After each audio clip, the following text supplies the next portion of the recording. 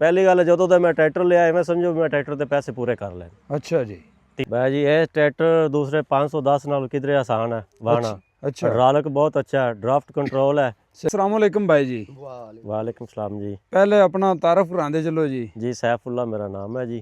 दूसरे भाई नु नवाज नु तो मुड़ बंदे पहले ही बड़ा जानते ने। ये तो पहले बढ़िया अच्छा। वीडियो बना चुके हैं जी। हाँ जी। ते सैफुल्ला भाई दा भी जनाब थानू मैं भी किथों तारफ करांदा चलना। इस तो पहले भी आपां भाई सैफुल्ला दी वर्कशॉप ते जेड़ा कोई 2 वीडियो शूट कीतियां है। भाई सैफुल्ला जिहड़ा है ना इस इलाके दे विच कोई अनोखे औजार ही बनाते ने। मतलब औजार तो बनते ही ने जरई औजार, लेकिन इन्हां दे औजार बने हुए साडे इलाके च बड़े चलते पे ने। चंगे बारे तगड़े मजबूत ते सस्ते औजार बना के देंदे ने।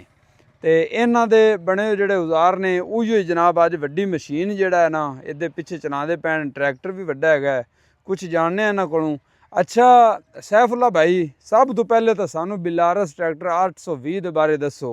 एक कैसा ट्रैक्टर है? ये ट्रैक्टर बहुत अच्छा है जी। 820 पहले मेरे को लगा सी 510 सही की मॉडल सी मेरे पास जी वो फिर असी सेल कर दिता। जो ये ट्रैक्टर आया मेरे अजीज ने ट्रैक्टर लिया सी, चौधरी मंजूर ने जी उन्हें 4x4 लिया सी 820, मैं 510 लिया सी। अच्छा जी। लेकिन जिस टाइम ट्रैक्टर उन्होंने चलाया सी इनके सारे फंक्शन वगैरह सब कुछ जो देखा सी, इनके औजार देखे सी दे ते मैनू फिर इस ट्रैक्टर का शौक लग गया। मेरा जिम्मेदार नहीं है, मैं सिर्फ कैरेज का काम करना सही और जराई इंडस्ट्री की मेरी दुकान है सही या दुकान ते मैं काम करना जी। ते इस ट्रैक्टर जो मैं लिया सीधा जी ते मैं वो सेल कर दिता जी। ये फिर लिया सही ठीक है। ये ट्रैक्टर जो मैं लिया फिर मैंने शौक लगा भी इनके बड़े बड़े औजार होन। फिर मैं आप ही बनाने वाला, मैं फिर इनके बड़े औजार बनाए जी ते फिर इन्हू मैं कैरेज ते चलाना। डीजल का खर्चा बहुत कम है जी। सही ते अच्छा मेरे सैफुल्ला भाई ਅਸੀਂ ਮਾਜ਼ਰਤ ਨਾਲ ਕਿ ਅਸੀਂ ਜਿਹੜਾ ਨਾ ਮੈਂ ਵੀ ਇਹ ਗੱਲ ਕਰਨਾ ਕਿ ਅਗਰ ਟਰੈਕਟਰ ਵੱਡਾ ਰੱਖਣਾ ਹੈ ਨਾ ਹਾਂਜੀ ਉਹਦੇ ਔਜ਼ਾਰ ਵੱਡੇ ਲਾਜ਼ਮੀ ਨੇ ਜੀ। ਔਜ਼ਾਰ ਵੀ ਵੱਡੇ ਹੋਣੇ ਚਾਹੀਦੇ ਨੇ ਜੇ ਤੁਸੀਂ ਵੱਡੇ ਟਰੈਕਟਰ ਦਾ ਫਾਇਦਾ ਉਠਾਉਣਾ ਹੈ। ਹਾਂਜੀ ਫਾਇਦਾ ਉਠਾਉਣਾ। ਲੇਕਿਨ ਇੱਥੇ ਗੱਲ ਇੱਕ ਹੋਰ ਵੀ ਹੈ ਜੀ। ਵੱਡਾ ਟਰੈਕਟਰ ਚਲੋ ਲੈ ਲੈਣੇ ਆ, ਵੱਡੇ ਔਜ਼ਾਰ ਵੀ ਬਣਾ ਲਵਾਂਗੇ। ਅਗਰ ਟਰੈਕਟਰ ਚਲਾਉਣ ਦਾ ਪਤਾ ਨਾ ਹੋਵੇ, ਜਿਹੜੇ ਬੰਦੇ ਨੇ ਛੋਟੇ ਟਰੈਕਟਰ ਚਲਾਏ ਨੇ ਉਹ ਅਗਰ ਯਕਦਮ ਇਸ ਟਰੈਕਟਰ ਤੇ ਆ ਜਾਂਦਾ ਹੈ, ਉਹਨੂੰ ਗੇਅਰਾਂ ਦਾ ਨਾ ਪਤਾ ਲੱਗੇ, ਪਤਾ ਨਾ ਲੱਗੇ ਵੀ ਇਹਨੂੰ ਵਾਹਣਾ ਕਿਹੜੇ ਗੇਅਰ ਵਿੱਚ ਆ, ਡਿਸਕ ਕਿਹੜੇ ਗੇਅਰ ਵਿੱਚ ਵਾਹਣੀ, ਤੇ ਫਿਰ ਵੀ ਕੰਮ ਖਰਾਬ ਹੁੰਦਾ ਹੈ। भाई जी ये ट्रैक्टर दूसरे 510 नाल किधरे आसान है वाहना। अच्छा हाइड्रोलिक बहुत अच्छा है, ड्राफ्ट कंट्रोल है सही ਤੇ ਤੁਸੀਂ ਇਹ ਨਹੀਂ ਹੋਏਗਾ ਕਿ ਕੋਈ ਆਮ ਬੰਦਾ ਉੱਤੇ ਬਹਿ ਗਿਆ ਤੇ ਇਹ ਉਹਦੇ ਕੋਲ ਚੱਲਣਾ ਹੀ ਨਹੀਂ ਦਾ। सही 85 ਟਰੈਕਟਰ ਚਲਾਉਣ ਵਾਲਾ ਵੀ ਇਸ ਟਰੈਕਟਰ ਨੂੰ ਚਲਾਇਆ ਲਏਗਾ, अच्छा ਇਤਨਾ जी ਆਸਾਨੀ ਨਾਲ ਚੱਲ ਜਾਂਦਾ ਹੈ। सही हो ਠੀਕ ਹੈ गया ਨਾ ਜੀ। ਬਕਾਇਆ ਤੁਸੀਂ ਇਹ ਨਾ ਸਮਝੋਗੇ ਕਿ ਅਣਜਾਣ ਬੰਦਾ ਉੱਤੇ ਬਹਿ ਗਿਆ ਤੇ ਪਿੱਛੇ ਔਜ਼ਾਰ ਵੱਡਾ ਹੈ ਤਾਂ ਉਹਦੇ ਕੋਲ ਨਹੀਂ ਚੱਲਣਾ। सही ਇਹਨੂੰ ਜਿੰਨਾ ਮਰਜ਼ੀ ਔਜ਼ਾਰ ਨੂੰ ਥੱਲੇ ਤੁਸੀਂ ਲਾਓ ਜਾਓਗੇ ਖਿੱਚੀ ਜਾਏਗਾ ਟਰੈਕਟਰ। अच्छा ਡੀਜ਼ਲ ਦਾ ਖਰਚਾ ਬਹੁਤ ਹੀ ਕਮ ਹੈ ਇਹਦਾ। डीजल का खर्चा कितना को है? ਇਹ ਜੀ ਅਗਰ ਦੂਸਰਾ ਪੀ ਰਿਹਾ ਨਾ ਜੀ ਹੱਲ ਤੇ 4 ਲੀਟਰ ਤੇ ਇਹ 2 ਲੀਟਰ ਪੀਏਗਾ ਉਹਦੇ। अच्छा जी ਹਾਂਜੀ ਉਹਦੀ ਨਿਸਬਤ ਨਾਲ ਬਿਲਕੁਲ ਉਹਦੀ ਹਾਫ ਪੀਂਦਾ ਉਹਦੇ ਨਾਲ। क्या बात है जी।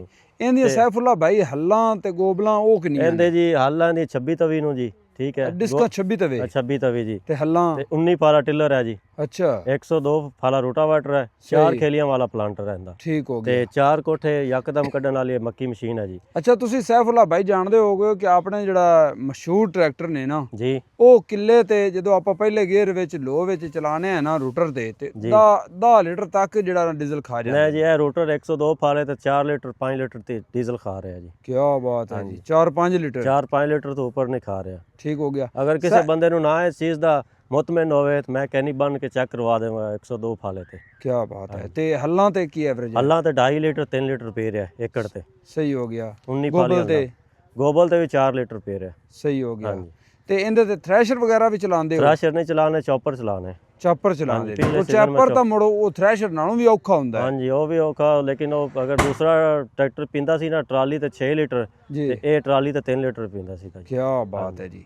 ਮਤਲਬ ਹੈ ਵੀ ਵੱਡੇ ਟਰੈਕਟਰ ਦਾ ਫਾਇਦਾ ਤਾਂ ਹੈ, ਹਾਂਜੀ ਲੇਕਿਨ ਥੋੜਾ ਜਿਹਾ ਇਹਨੂੰ ਸਮਝ ਤੇ ਚਲਾਉਣਾ ਪੈਂਦਾ। ਭਾਈ ਜੀ ਇਸ ਟਰੈਕਟਰ ਨੂੰ ਚਲਾਉਣ ਵਾਸਤੇ ਬੰਦੇ ਕੋਲ ਥੋੜਾ ਜਿਹਾ ਬਰਦਾਸ਼ਤ ਹੋਣੀ ਚਾਹੀਦੀ ਹੈ। ਕਿ ਲੋਕ ਕਹਿੰਦੇ ਨੇ ਜੀ ਇਹ ਸੇਲ ਨਹੀਂ ਹੁੰਦਾ, ਸਿਰਫ ਵਜ੍ਹਾ ਇਹ ਹੈ ਕਿ ਲੋਕ ਇਹਨੂੰ ਚੀਜ਼ ਨੂੰ ਖਰੀਦਣਗੇ ਤੇ ਇਹਨੂੰ ਚਲਾਉਣਗੇ ਤੇ ਫਿਰ ਇਹਦਾ ਪਤਾ ਲੱਗੇਗਾ ਵੀ ਇਹ ਸੇਲ ਕਿਉਂ ਨਹੀਂ ਹੋ ਰਿਹਾ। ਜਦੋਂ ਇੱਕ ਬੰਦੇ ਨੂੰ ਪਤਾ ਚੱਲੇਗਾ ਨਾ ਵੀ ਚੀਜ਼ ਐਸੀ ਹੈ ਤੇ ਫਿਰ ਉਹ ਦੂਸਰੇ ਨੂੰ ਦੱਸੇਗਾ ਤੇ ਫਿਰ ਉਹਨੂੰ ਪਤਾ ਚੱਲੇਗਾ ਨਾ, ਤੁਹਾਡੇ ਅੱਖਾਂ ਦੇ ਸਾਹਮਣੇ ਕੋਈ ਚੀਜ਼ ਚੱਲੇਗੀ ਤੁਹਾਨੂੰ ਉਹਦਾ ਪਤਾ ਚੱਲੇਗਾ, ਫਿਰ ਉਹਨੂੰ ਖਰੀਦਣਗੇ। ਬਸ ਲੋਕ ਇਹੀ ਆਂਦੇ ਨੇ ਵੀ ਇਹ ਪਤਾ ਨਹੀਂ ਚੀਜ਼ ਕੀ ਹੈ। ਅੱਛਾ ਇਵੇਂ ਸੈਫੁੱਲਾ ਭਾਈ ਤੁਸੀਂ ਹੁਣ ਜਿਵੇਂ ਔਜ਼ਾਰ ਬਣਾ ਰਹੇ ਹੋ, ਆਪਾਂ ਵੇਖ ਕੇ ਆਏ 72 ਕਟਰ ਬਣਾ ਰਹੇ ਹੋ, ਰੂਟਾਵੇਟਰ ਇਸ ਤੋਂ ਵੱਡੇ ਵੀ ਬਣਾ ਰਹੇ ਹੋ ਜੀ ਜੀ। ਲੇਕਿਨ ਜਿਹੜਾ ਨਾ ਲੋਕ ਰੂਟਾਵੇਟਰ ਤੇ ਔਜ਼ਾਰ ਤਾਂ ਆਦੇ ਵੱਡੇ ਕੀਤੀ ਜਾਂਦੇ ਨੇ, ਟਰੈਕਟਰ ਉਹ ਛੋਟੇ ਲਈ ਫਿਰਦੇ ਨੇ।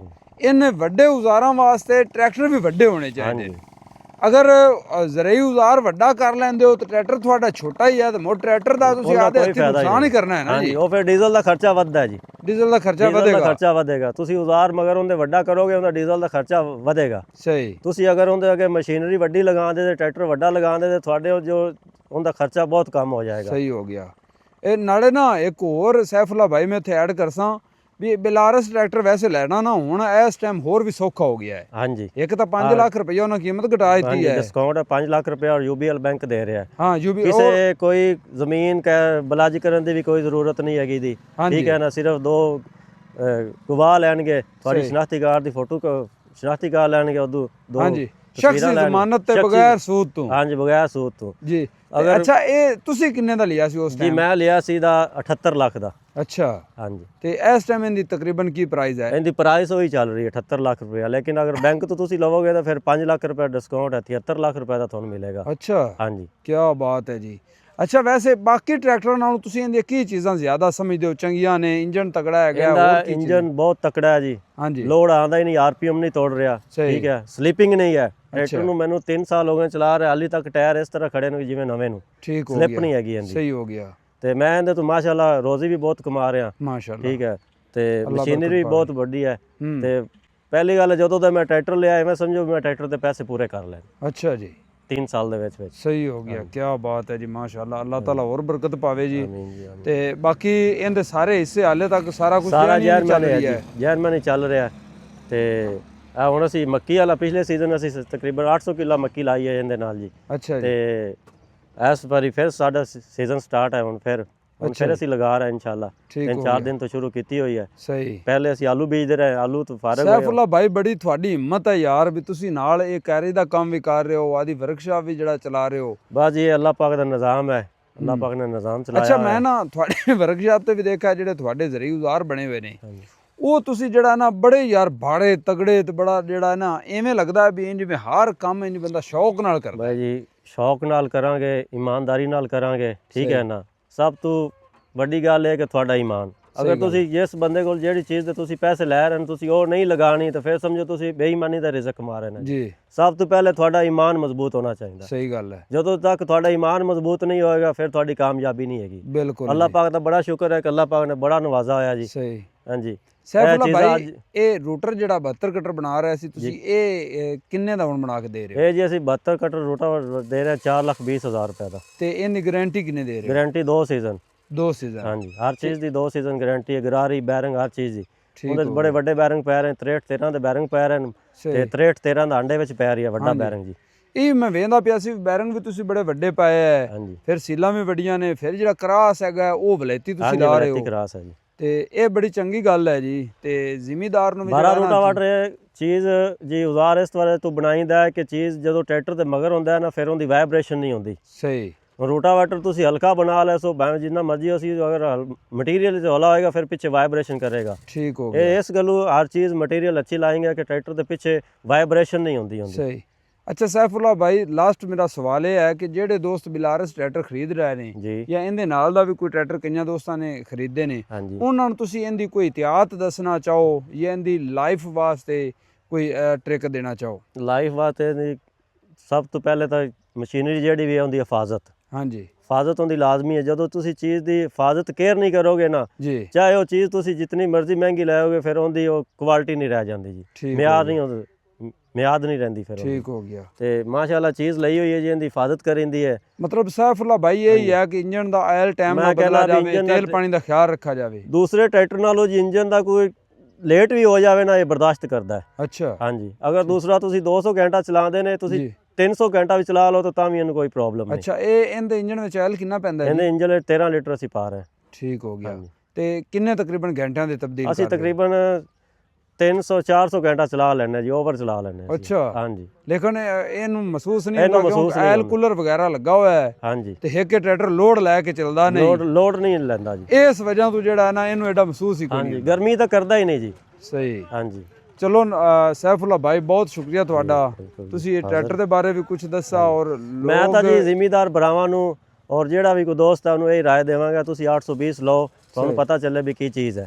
ਸਹੀ ਫਿਰ ਤੁਹਾਨੂੰ ਤੁਸੀਂ ਕਹੋਗੇ ਵਾਕਈ ਟਰੈਕਟਰ ਹੈ। ਠੀਕ ਬਸ ਹੋ ਜਿਹੜਾ ਬੰਦਾ ਦੇਖਦਾ ਉਹ ਕਹਿੰਦਾ ਵੀ ਇੰਨੀ ਵੱਡੀ ਮਸ਼ੀਨ ਟਰੈਕਟਰ ਕਿਉਂ ਲਿਆ, ਲੇਕਿਨ ਜਿਹੜਾ ਮੈਂ ਚਲਾ ਰਿਹਾ ਮੈਨੂੰ ਪਤਾ ਹੈ। ਹਾਂਜੀ ਮੈਂ ਤਾਂ ਕੋਈ 510 ਦੋ ਵੀ ਦੇਵੇ ਤਾਂ ਮੈਂ ਇਹ ਦੇ ਕੇ ਨਾ ਲਵਾਂ ਜੀ। ਅੱਛਾ ਜੀ, ਬਹੁਤ ਅੱਛਾ ਟਰੈਕਟਰ ਹੈ। ਕੀ ਬਾਤ ਹੈ ਜੀ, ਕੀ ਬਾਤ। ਅੱਲਾਹ ਤਾਲਾ ਤੁਹਾਡੇ ਨਸੀਬਾਂ 'ਚ ਮਿਲੇ ਕਰੇ ਜੀ। ਆਮੀਨ। ਤੇ ਦੋਸਤੋ ਮਿਲਦੇ ਹਾਂ ਇਨਸ਼ਾਅੱਲਾ ਅਗਲੀ ਵੀਡੀਓ ਨਾਲ। ਕਮੈਂਟ ਸੈਕਸ਼ਨ ਵਿੱਚ ਆਪਣੀ ਰਾਏ ਦਾ ਇਜ਼ਹਾਰ ਜ਼ਰੂਰ ਕਰਨਾ ਔਰ ਦੱਸਣਾ ਤੁਹਾਡੇ ਕੋਲ ਕਿਹੜਾ ਟਰੈਕਟਰ ਹੈ, ਤੁਸੀਂ ਕਿਹੜਾ ਚਲਾ ਰਹੇ ਹੋ। ਰੱਬ ਰਾਖਾ, ਅੱਲਾ ਅੱਲਾਹ ਨਿਗਰਾਨ। ਹਾਫਿਜ਼।